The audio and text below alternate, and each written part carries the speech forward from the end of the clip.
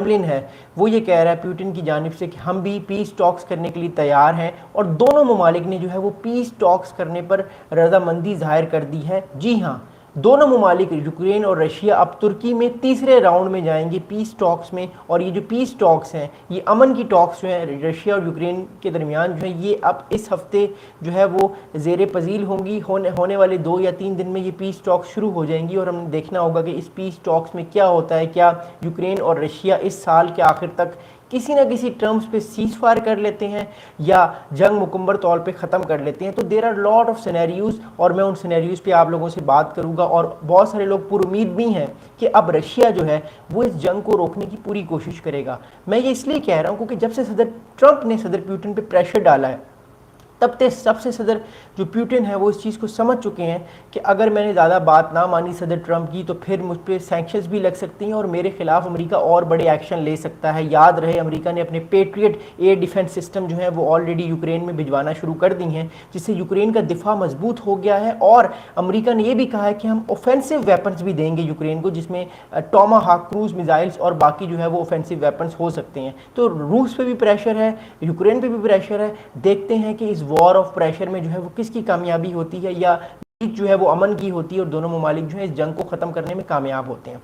तो सदर ज़ेलेंस्की ने एक बड़ा इंपॉर्टेंट स्टेटमेंट दिया है। सर ज़ेलेंस्की ने जो है वो टीवी पे एक बड़ी इंपॉर्टेंट बात की है कि everything should be done to achieve a ceasefire. The Russian side should stop hiding from decisions.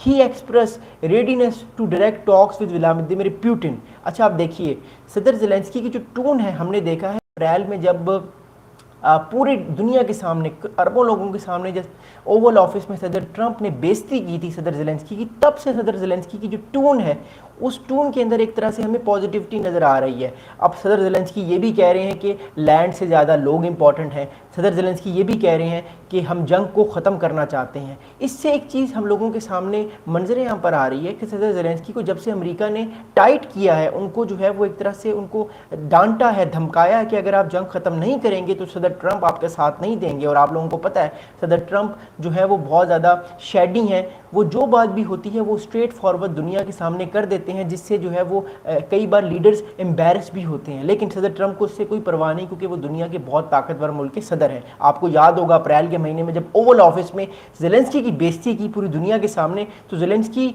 ने उसके बावजूद भी ट्वीट में सदर ट्रंप का थैंक यू किया कि थैंक यू सदर ट्रंप, आपने हमारी सपोर्ट की इस जंग में। क्योंकि ज़ेलेंस्की को पता है कि अगर अमेरिका यूक्रेन की मदद नहीं करेगा इस जंग में, तो यूरोपीय ममालिक के पास इतनी ताकत नहीं है कि वो कंटिन्यूसली मदद करें यूक्रेन की, या उनके पास इतनी बड़ी लेवरेज नहीं है। That's a basic reason why Zelensky को इस चीज़ की समझ आ गई कि जो अगर उन्होंने अपने आप को सरेंडर करने से बचाना है, प्रॉपर तौर पे हार से बचाना है, तो फिर ज़ेलेंस्की के पास एक ही ऑप्शन है कि वो अमेरिका की बात माने। और हमने देखा है कि सदर ज़ेलेंस्की की जो टोन है, उस टोन के अंदर जो है वो एक तरह से हमें पॉजिटिविटी नज़र आ रही है। वो अब जो जंग है उसकी बात नहीं कर रहे, वो अमन की बात कर रहे हैं। इस वजह से सदर ज़ेलेंस्की ने हथियार आने के बावजूद जो है वो पेशकश की है पुतिन को कि आप आइए, हम आपसे बात करना चाहते हैं, हम ये जंग नहीं करना चाहते, हम जो है वो इस जंग को ख़त्म करना चाहते हैं। क्योंकि देखिए इस जंग को तकरीबन 3.5 साल हो गए हैं।